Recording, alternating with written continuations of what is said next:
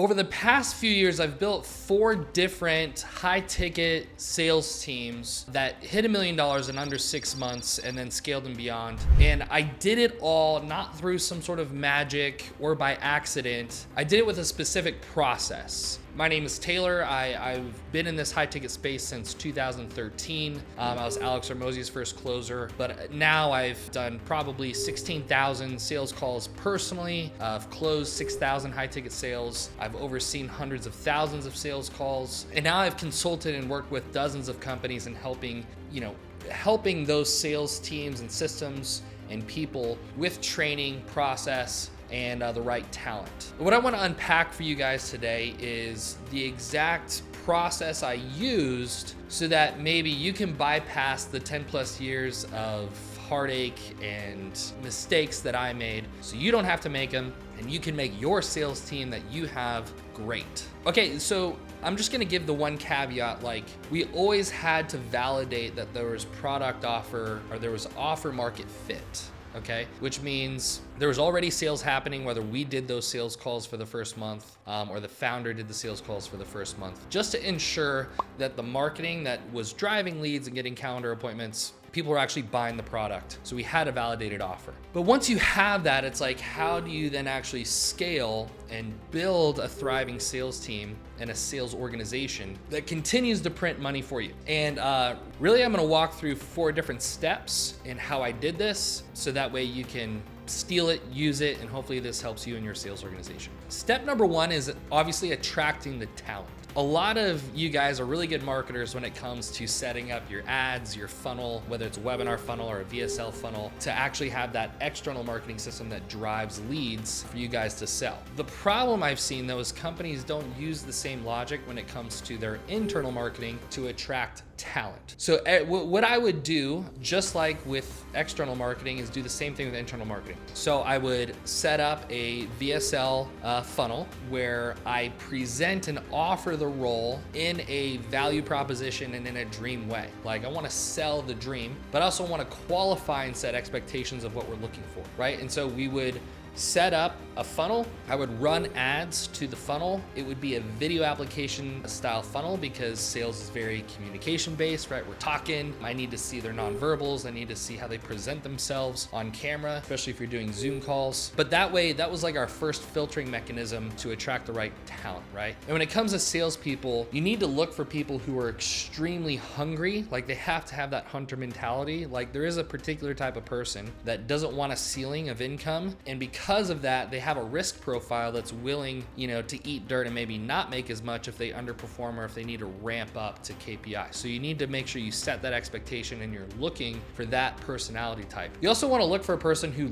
genuinely loves people, right? You don't want someone who is a little bit more analytical, wants to be on a computer, wants to punch in numbers. Like you really want a people person. And these things should they should be obvious. But you need to set up your funnel that way to attract the right talent. And then the ways that I found the right talent from there was I would do obviously warm referrals. So we talk with the founders of the team or even with clients like, hey, who out of this pool of people that could maybe be a good fit for the sales team? That was one. Paid traffic, right? So we would run ads. We would target that ideal salesperson and personality, send them through the funnel, filter through the funnel, get them to the interview process. So and then we would also use like affiliates. So we would use recruiters, if we had a good working relationship, use a recruiter who maybe had access to a pool of talent, and we would vet and filter people through that as well. So that's how we would attract the talent. The next piece was actually having the right system in place, because you can have amazing talent, but if they don't have the right system to work off of, you're not going to get very consistent results or predictable results. Plus, you're not always going to find the unicorn amazing salesperson. You're going to want to have a system that can create good salespeople over time because the system is good. So we always had a very outlined and structured script and sales process. We'd always have people go off of that first. We had our specific, unique objections that came up on the offer. We had those scripted. We would push those things into a sales training course, so like a learning management system, and actually have reps train on that and make sure they're proficient on the script and process even before taking calls. Then in terms of the other systems, for the setters and the closers, setters had a dialer that was connected to the CRM, so that way they could do the amount of activity and volume required to work the leads. And then obviously we had the automation set up so that we had speed to lead in place for new leads. We had reactivation of old leads. We could reschedule and rebook no-shows. So we had a system in place there for all of that. But then also with the CRM, the calendar, so like using Calendly, for example, or GHL, or whatever software you want to use, we would make sure that, appointments can only get booked 1 to 2 days out for B2C, 3 to 5 days booked out for B2B, so that way we can mitigate the show rate. 2 appointment reminders that were automated, but then we would do a Slack notification directly to the closer so they could speed to appointment. So it's just like speed to lead with a setter, speed to appointment to confirm those calls, which would mitigate the show rate as well. And we would personalize that outreach with a video text or a voice text, and you could do that using SendBlue, for example, or even just directly on their iPhones. So we had to make sure that there was a system and structure in place that allowed leads to come in, leads to get filtered, leads to be outbound and dialed, appointments that were able to be confirmed, reminders, etc. But then we always had to make sure there was a really strong dashboard in place. And so like whether you're using some sort of like post-call notation or some sort of form that the closer would fill out after every single call, that data then get pushed into like a sheet or some sort of dashboard, because every day you want to know how many leads came in, how many were booked into sales appointments, so that's your MQL to SQL, so like your lead efficiency. You would then want to know how many actually showed up, how many were admin canceled, self-canceled, and rescheduled, so that way you're actually understanding like why our show rate is what it is. And then obviously conversion, but then also beyond that, we wanted to always make sure, so we'd use Zoom, like a Zoom Pro account where every call was recorded, so that way in the training part, which I'll get to eventually here, you guys could do the qualitative oversight, so you get the data for quantitative to know like why your sales organization is performing the way it is, but then you need call recordings for the qualitative side. What are the reps saying? Were they following the script? Did they handle the objection the right way? Did they present the right offer? All of that kind of stuff. So the system had to be in place as well, and that's how we set it all up. From there would begin the onboarding process. And as I already mentioned, we'd always make sure the tech stack was completed. So like, did they get their company email? Did they get the platform invites and permissions? Were they in Slack? Were they in all of the different tech stack systems? They went through the learning management software, which trained them on the prospect, the product, on the script, the objection handling, how to process payment, how to send contract. They did their own onboarding. They would have to take quizzes and tests on that learning management software.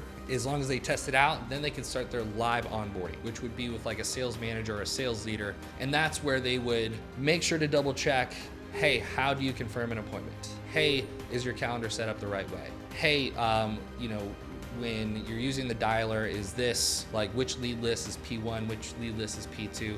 You're verifying what they went through with their self onboarding. And then you can start doing the role playing live, right? And obviously with the onboarding material as well, you want some past successful call recordings, even past failed call recordings, so they actually know like, here's why a call fails, here's why a call closes, but then you're role playing live with them. And then once they've done their self onboarding, the live onboarding, they're ready to start taking calls. Then from there, it was all about obviously their ongoing management, training, and performance accountability.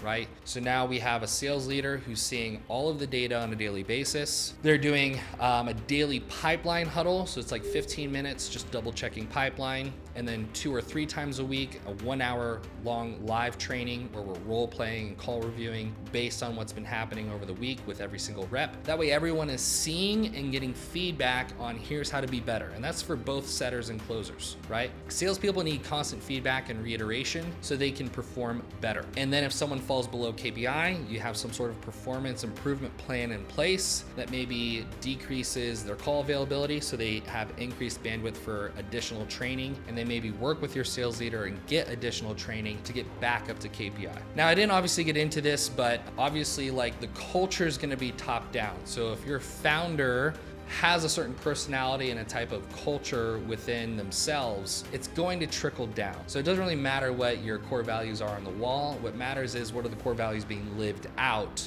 by the team. And obviously, anytime I had a great salesperson that was a bad culture fit, like unless you can silo them and let them do their own thing, at the end of the day, they do become a cancer. They start hurting the rest of the team culture and it just doesn't go good. So make sure you want to prioritize culture above performance every single time. So this is the exact structure I used, to build these sales teams and then continue to scale them. Hopefully it helps. If you need anything in terms of resources, I have a free sales team starter kit in the description. If you need help building an outbound team so you get more sales appointments or some sort of solution when it comes to your sales organization, we have different resources available. Or you can continue to watch more videos from me here on YouTube, where I'm just trying to give away value and insights and education so you guys can have an amazing sales team.